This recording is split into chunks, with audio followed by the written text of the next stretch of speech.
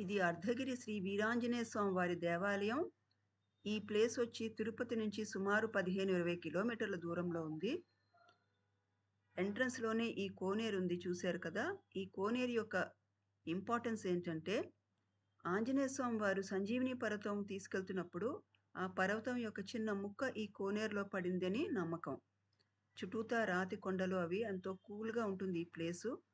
ఎక్కువ డివోటీస్‌తో ఎక్కువ క్రౌడెడ్‌గా కూడా ఉండదు. ప్రశాంతంగా ఉంటుంది. అలాగే కోతులు కూడా ఎక్కువే ఉన్నాయి ఈ టెంపుల్‌లోను. ఇదే టెంపుల్ ఎంట్రన్స్ వచ్చి ఇదే అన్నమాట. చిన్న టెంపుల్ ఇది. ఎంతో ప్రశాంతంగా ఉంటుంది.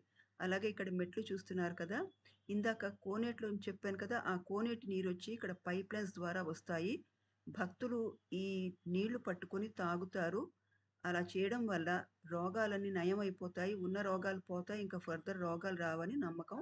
ఎంతో బావుంటుంది ఈ ప్లేస్. తప్పక చూడవలసిన ప్లేస్ ఇది.